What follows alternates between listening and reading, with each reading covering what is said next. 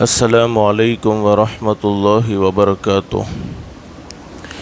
الحمد للہ وکفی وسلام علی عبادہ الذین اصطفی، اما بعد، اعوذ باللہ من الشیطان الرجیم، بسم اللہ الرحمن الرحیم۔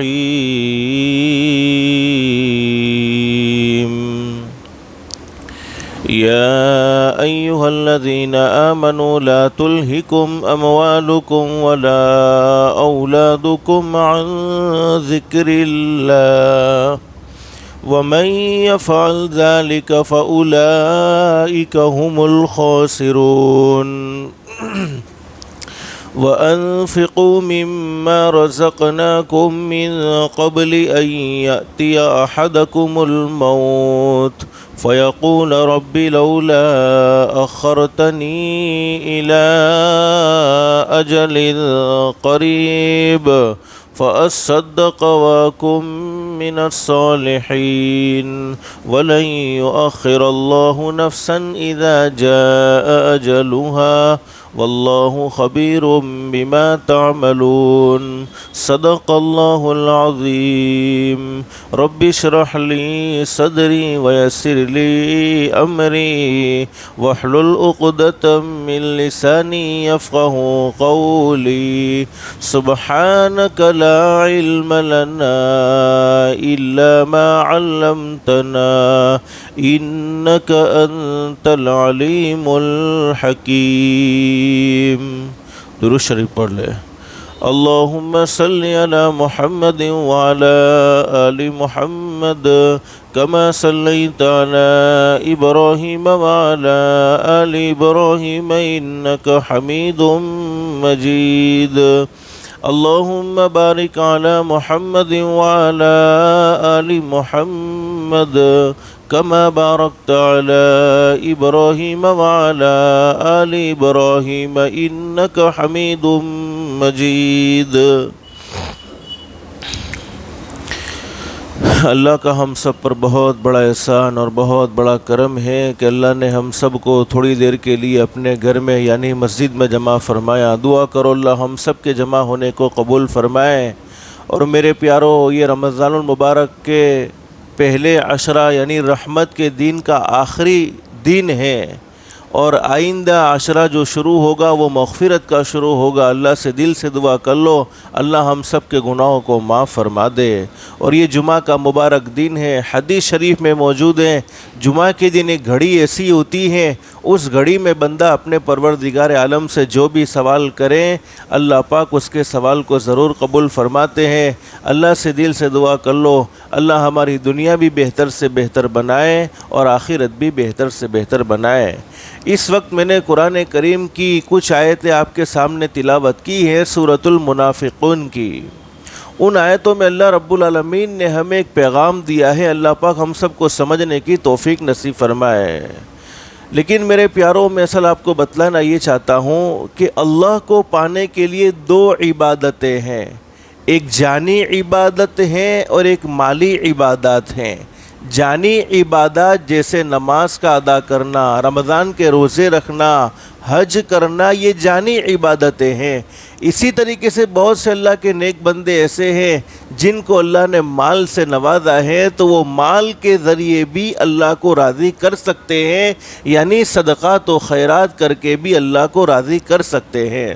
قرآن کریم میں اللہ پاک ہمیں پیغام دیتے، اللہ فرماتے یا ایھا الذین آمنو، اے ایمان والو، دنیا کی زندگی مختصر سی زندگی ہے، دنیا کی زندگی ختم ہونے والی زندگی ہے۔ دنیا کی زندگی میں ڈرتے رہنا، لا تلہکم اموالکم ولا اولادکم عن ذکر اللہ۔ اللہ فرماتے میرے بندو، جب دنیا میں تمہیں مال مل جائے، اور مال دینے والا بولو کون ہے؟ اللہ کی ذات ہے۔ جب دنیا میں تمہیں مال مل جائے، مال کی محبت اور اولاد کی محبت تمہیں ہلاک نہ کر دے، برباد نہ کر دے، تباہ نہ کر دے، عن ذکر اللہ، اللہ کے ذکر سے غافل نہ کر دے، مسجدوں سے دور نہ کر دے، زکوٰۃ سے دور نہ کر دے۔ اور آگے اللہ قرآن کریم میں فرماتے وَمَن يَفْعَلْ ذَلِكَ فَأُولَئِكَ هُمُ الْخَاسِرُونَ۔ اللہ فرماتے میرے بندو جن کو دنیا کی محبت نے، مال کی محبت نے، اولاد کی محبت نے اللہ سے غافل کر دیا، اللہ سے دور کر دیا، فرمایا وَمَن يَفْعَلْ ذَلِكَ فَأُولَئِكَ هُمُ الْخَاسِرُونَ۔ تو فرماتے دنیا اور آخرت میں نقصان اٹھانے والا ان سے زیادہ کوئی نہیں ہو سکتا۔ لیکن آگے اللہ ہمیں سمجھا رہے، میں نے بتلایا نا دنیا کی زندگی تو شارٹ زندگی ہے، دنیا کی زندگی تو ختم ہونے والی زندگی ہے۔ اب اللہ آگے ہمیں سمجھا رہے ہیں وَأَنفِقُوا مِمَّا رَزَقْنَاكُم مِّن قَبْلِ أَن يَأْتِيَ أَحَدَكُمُ الْمَوْتُ۔ اللہ فرماتے میرے بندو میں نے تمہیں جو روزی نصیب فرمائی ہے، جو پاکیزہ کمائی میں سے تم روزی کماتے ہو، جو روزی میں نے تمہیں نصیب فرمائی ہے، اس روزی میں سے تم خرچ کرتے رہو موت کے آنے سے پہلے پہلے۔ حدیث شریف میں موجود ہے، حدیث کے بیان کرنے والے حضرت ابو درداء رضی اللہ تعالیٰ عنہ فرماتے ہیں، فرمایا نبی کریم صلی اللہ علیہ وسلم نے ارشاد فرمایا جب بھی سورج طلوع ہوتا ہے یعنی سورج نکلتا ہے، حدیث کے بیان کرنے والے حضرت ابو درداء فرماتے رضی اللہ تعالیٰ عنہ کہ حضرت اقدس نے فرمایا جب بھی سورج طلوع ہوتا ہے، جب بھی سورج نکلتا ہے تو اس کے دونوں جانب دو فرشتے مقرر ہوتے ہیں اور یہ آواز لگاتے ہیں، فرشتوں کی آواز کو جنات اور انسان کے علاوہ تمام کی تمام مخلوق سنتی ہے اور یہ آواز لگاتے ہیں۔ فرمایا نبی کریم صلی اللہ علیہ وسلم نے، وہ دو فرشتے آواز لگاتے ہیں اے لوگو اپنے رب کی طرف لب کو یعنی اللہ کی راہ میں خیرات کر کے اپنے رب سے تعلق قائم کر لو۔ پھر حدیث شریف میں فرمایا نبی کریم صلی اللہ علیہ وسلم نے بے شک قلیل مال یعنی تھوڑا مال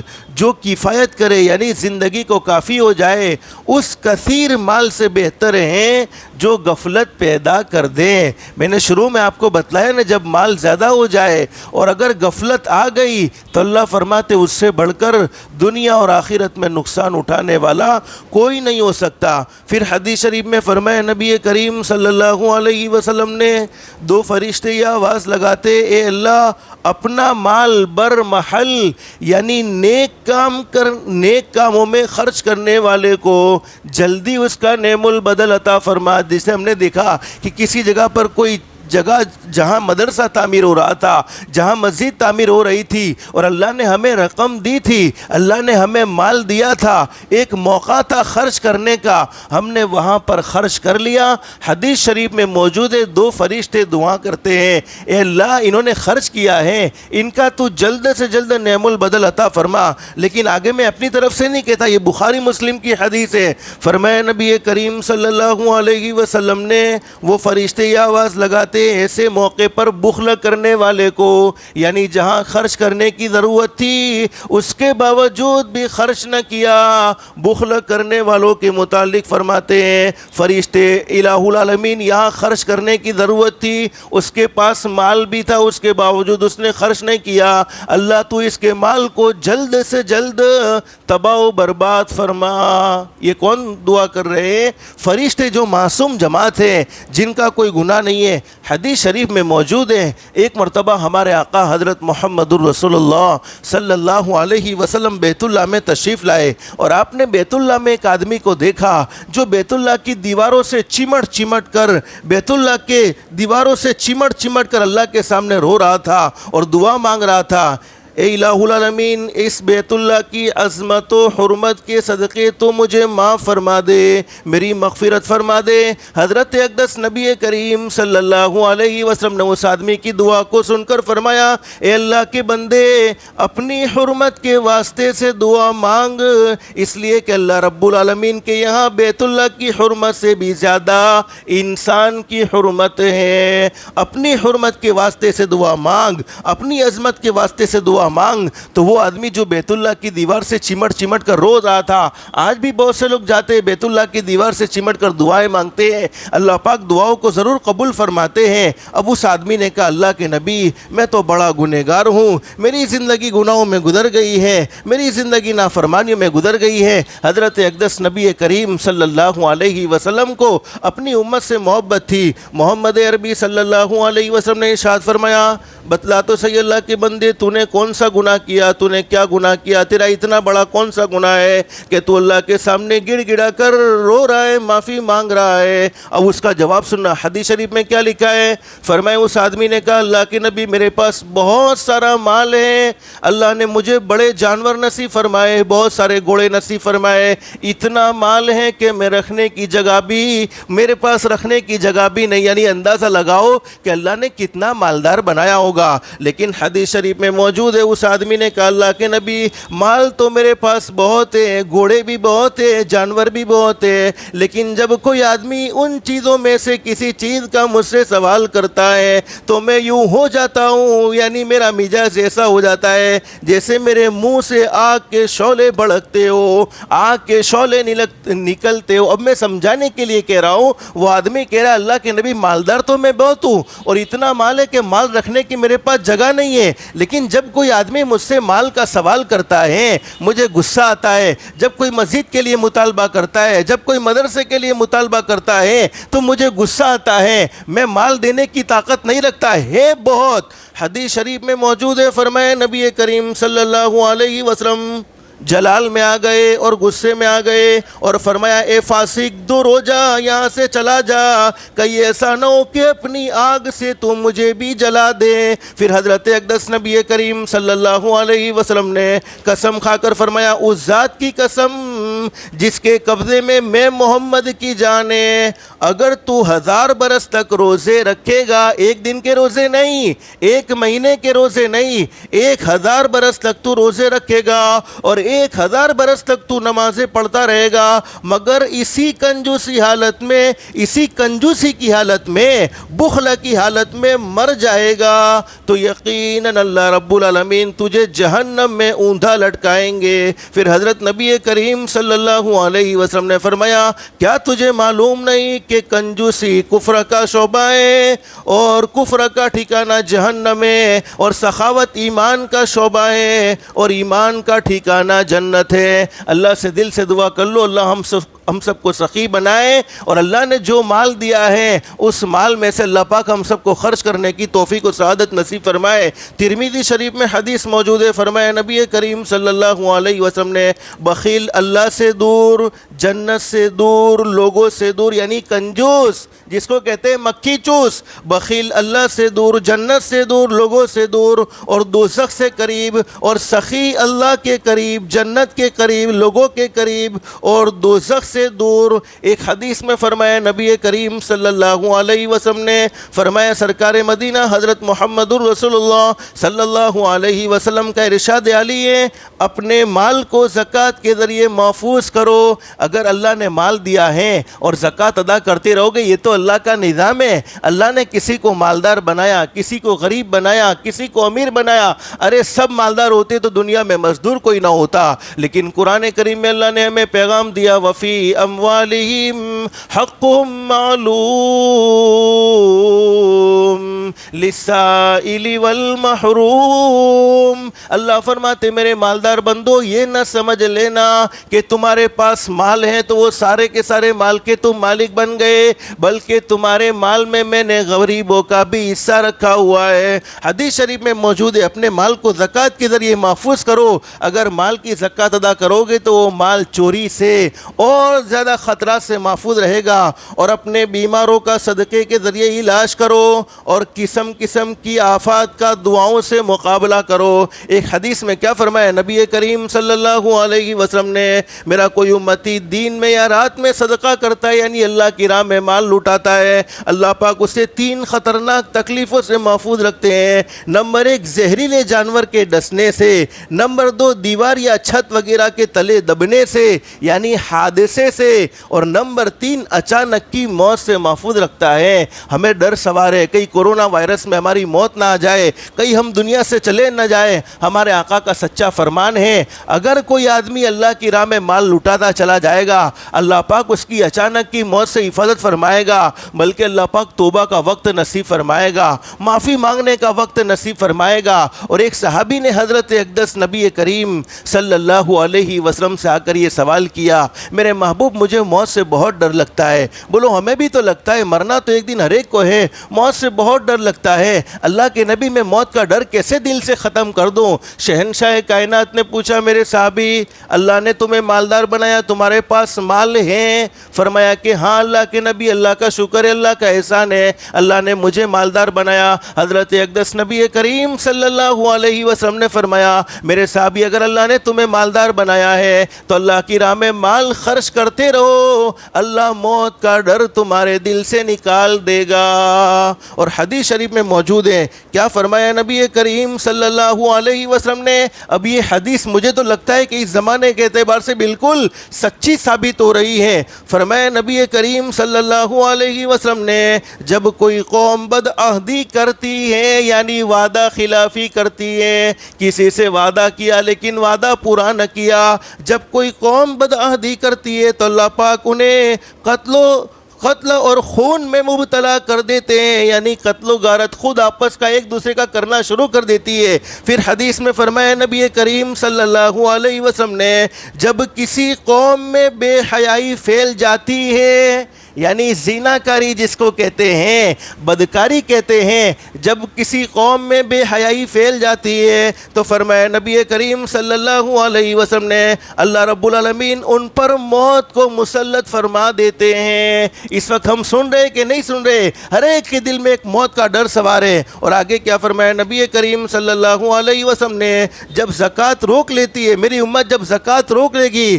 تو اللہ رب العالمین اس سے بارش کو روک لیتے ہیں. لیکن بہت سے لوگوں کا یہ خیال ہے ابھی جمع کرتے رہو, مسجد کا تقاضا ہے خرچ نہیں کرنا, مدرسے کا تقاضا ہے خرچ نہیں کرنا, لیکن بعد میں ایک بڑھاپے کی عمر آئے گی, جس وقت دنیا سے جانے کا وقت آئے گا اس وقت خرچ کریں گے. تو حضرت ابن مسعود رضی اللہ تعالیٰ عنہ کیا فرماتے ہیں, ایک شخص اپنی صحت اور ضرورت کی حالت میں جو 1 درہم خرچ کرتا ہے وہ ان 100 درہموں سے بڑھ کر ہیں جن کی مرتے وقت وہ وصیت کرتا ہے. لیکن ترمذی شریف میں ایک حدیث موجود ہے, زبردست حدیث ہے, اللہ ہم سب کو عمل کی توفیق نصیب فرمائے. اور اللہ ہم سب کو, میں نے کہا نا اللہ کو پانے کے لیے 2 عبادتیں ہیں, ایک جانی عبادت ہے, ایک مالی عبادت ہے.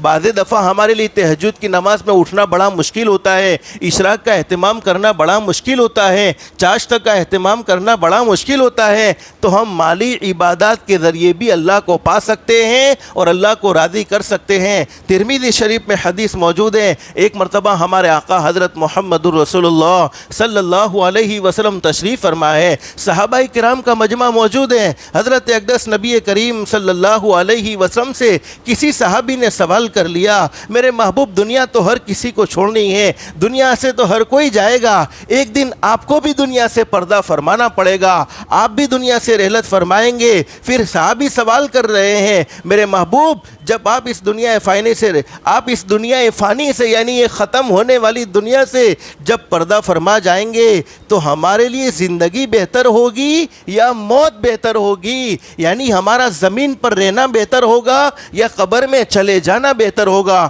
حدیث کے بیان کرنے والے حضرت ابو ہریرہ رضی اللہ تعالیٰ عنہ فرماتے ہیں, فرمایا نبی کریم صلی اللہ علیہ وسلم نے جب تمہارے عمرا یعنی حاکم لوگ, اب حاکم سے صرف حکومت مراد نہیں, اللہ نے جس چیز کے لیے حاکم بنایا ہے ہر وہ حاکم اس میں آ گیا. جب تمہارے عمرا اچھی قسم کے لوگ ہوں گے یعنی تمہارے حاکم انصاف کرنے والے ہوں گے, اللہ سے ڈرنے والے ہوں گے, اور تمہارے مالدار سخی ہوں گے, اور تمہارے امور باہم مشورے سے طے ہوں گے, یعنی تم کچھ کام کرو گے تو باہم مشورے سے کرو گے. تو پھر فرمایا نبی کریم صلی اللہ علیہ وسلم نے جب عمرا اچھے ہوں گے اور مالدار سخی ہوں گے اور تمہارے تمام کام مشورے سے ہوں گے تو تمہارے لیے مرنے سے بہتر زندہ رہنا اچھا ہے, یعنی موت سے زندگی اچھی ہے. لیکن آگے فرمایا نبی کریم صلی اللہ علیہ وسلم نے جب تمہارے حکام بدترین قسم کے لوگ ہوں گے یعنی خائن لوگ ہوں گے, ظلم کرنے والے لوگ ہوں گے, اور مالدار بخیل ہوں گے, کنجوس ہوں گے, اللہ نے مال دیا لیکن خرچ کرنے کا جذبہ نہ ملا, مالدار بخیل ہوں گے, اور تمہارے تمہارے معاملات عورتوں کے سپرد ہوں گے تو پھر تمہارا زمین پر رہنے سے بہتر ہے کہ قبر میں چلے جانا اچھا ہے، یعنی زندگی سے موت بہتر ہے۔ اللہ ہم سب کو یہ اللہ نے جو مال دیا ہے اس میں سے خرچ کرنے کی بھی توفیق و سعادت نصیب فرمائے۔ اس لیے میرے پیاروں، فرشتوں کی دعائیں کبھی رد نہیں ہوتی بلکہ ضرور قبول ہوتی ہے۔ یہ رمضان کا مہینہ ہے، ہماری مسجد کا بھی تقاضا آپ جانتے ہی ہیں، میرے پاس خود بک موجود ہے، اگر کوئی احباب اگر آئے اور اللہ کے لیے، چونکہ ہمیں کسی اور کے لیے نہیں، اللہ کو راضی کرنے کے لیے، اللہ کی رضا کو حاصل کرنے کے لیے کچھ نہ کچھ ہم اپنی مقدار کے موافق دیتے رہیں گے۔ اللہ کی ذات عالی سے امید ہے، چونکہ ہم نے تو دنیا میں دیا بھول گئے، لیکن حقیقت یہ ہے یہ اللہ کے ریکارڈ میں جمع ہے، یہ اللہ کے ریکارڈ میں جمع ہے۔ اور قرآن کریم میں چونکہ آگے فرمایا وَأَنفِقُوا مِمَّا رَزَقْنَاكُم مِّن قَبْلِ، یہی آیت کریمہ کو میں نے آپ کو سنایا نا، مِّن قَبْلِ ان یأتی احدکم الموت، اللہ فرماتے ہیں موت کے آنے سے پہلے خرچ کر لو۔ نتیجہ کیا ہوگا؟ خرچ نہ کیا، فیقول رب لولا اخرتنی الی اجل قریب، پھر ہوگا یہ پچھتائے گا، دنیا میں لوگوں نے مجھ سے مانگا لیکن کنجوسی کی وجہ سے میں نہ دے سکا، اللہ ایک چانس اور دے دے، ایک چانس اور دے دے، زندگی کی کچھ مہلت کو بڑھا دے۔ فَأَصَّدَّقَ وَأَكُن مِّنَ الصَّالِحِينَ، جتنا مال تو نے مجھے دیا ہے تمام کا تمام مال تیری راہ میں خرچ کر کے میں بھی نیکوں میں شامل ہو جاؤں گا، میں بھی نیکوں میں شامل ہو جاؤں گا۔ وَلَن يُؤَخِّرَ اللَّهُ نَفْسًا إِذَا جَاءَ أَجَلُهَا وَاللَّهُ خَبِيرٌ بِمَا تَعْمَلُونَ، اللہ فرمائیں گے اس وقت تو کوئی چانس نہیں، کوئی مہلت نہیں۔ اس لیے میرے پیارو، یہ جمعہ کا مبارک دن ہے، رمضان کا مبارک مہینہ ہے، مغفرت کا عشرہ شروع ہونے والا ہے، تو جن لوگوں پر زکوٰۃ لازم ہے وہ اپنی زکوٰۃ کو بھی مکمل ادا کرے۔ یہ زکوٰۃ تو کنجوسوں کے لیے ہے، لیکن اللہ کو راضی کرنے کے لیے للہ رقم کو بھی خرچ کرنے کا بہت اہتمام کرے۔ اللہ ہم سب کو اللہ کے احکام کے مطابق حضرت نبی کریم صلی اللہ علیہ وسلم کے طریقے کے مطابق زندگی گزارنے کی توفیق و سعادت نصیب فرمائے۔ اللہ ہم سب کو کہنے سننے سے زیادہ اخلاص، استخلاص اور استقامت کے ساتھ عمل کی توفیق نصیب فرمائے۔ آمین یا رب العالمین، وآخر دعوانا ان الحمد للہ رب العالمین۔